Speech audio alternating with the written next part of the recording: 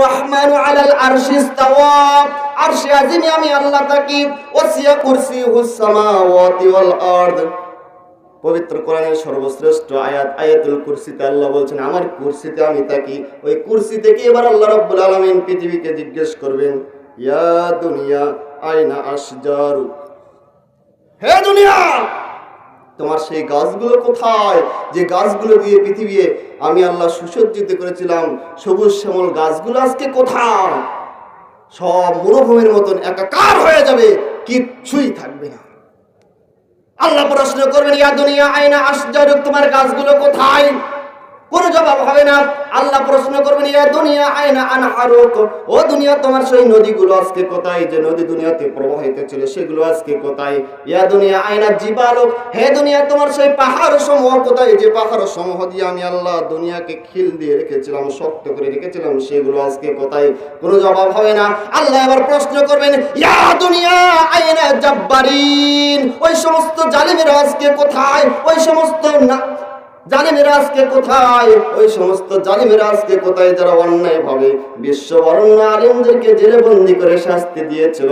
আইনা জাব্বারিন, ওই জালিমগুলো আজকে কোথায়? কোনো জবাব হবে না। জবাব দিবে কে? জবাব দেওয়ার কেউ নাই। আল্লাহ তাআলা বলেন, আমি তিনবার প্রশ্ন করব, লিমানিল মুলকুল ইয়াউম, লিমানিল মুলকুল ইয়াউম, লিমানিল মুলকুল ইয়াউম, আজকের এই ক্ষমতা কার, আজকের এই রাজত্ব কার, আজকের এই প্রভুত্ব কার? কোনো জবাব যখন হবে না, আল্লাহর প্রশ্নের জবাব আল্লাহ নিজেই দিয়ে বলবেন, লিল্লাহি ওয়াহিদিল কাহ্হার, আজকে আমি আল্লাহ, আমি ছাড়া কারো কোনো ক্ষমতাই নাই। কিসের এত ক্ষমতা দেখাও?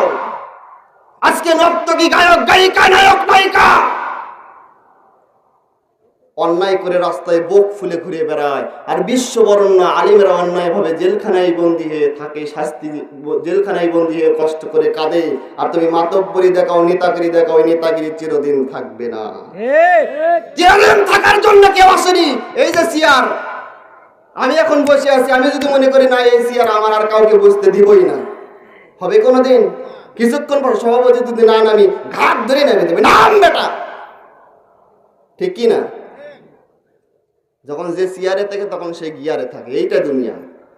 এখন আমি চেয়ারে, আমি এখন গিয়ারে। এরপরে আমাদের বড় ভাই নুরুল ইসলাম ফারুকি ভাই আসবে, তিনি যখন থাকবে তিনি গিয়ারে। এর আগামী বছরে আরো বড় হুজুর আসবে আমির হামজা সাহেব, তিনি তখন গিয়ারে। তারপরে আজক কালক বিশ্ববরণ্য মুফাসসির আল্লামা সাইদি মাঠে আসবে, তখন তিনি থাকবে চেয়ারে। আসবেই, একদিন ফিরে আসবেই তিনি, আমার দৃঢ় বিশ্বাস।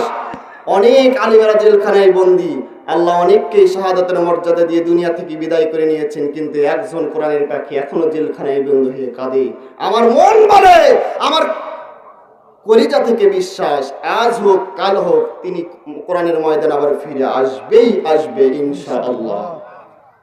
আল্লাহ তাআলা এই কোরআনের ময়দান আজকে ফাঁকা দেখা যায়। কত আলেম কথা বলছে, আমির হামজা না থাকার কারণে যেন আজকে কোরআনের মাঠ ফাঁকা। কি খেদমতটাই তারা করেছিল। আজকে দোয়া করছি রব্বুল আলামিন, যত আলিমেরা অন্যায়ভাবে জেলখানায় বন্দী, রব্বুল আলামিন কোরআনের মাহফিলে কোরআন সামনে নিয়ে তোমার দরবারে ফরিয়াদ করি, আল্লাহ সব নিরপরাধ আলেমদেরকে জালেমদের হাত থেকে আল্লাহ তুমি মুক্ত করে দাও। জোরে বলি আমিন।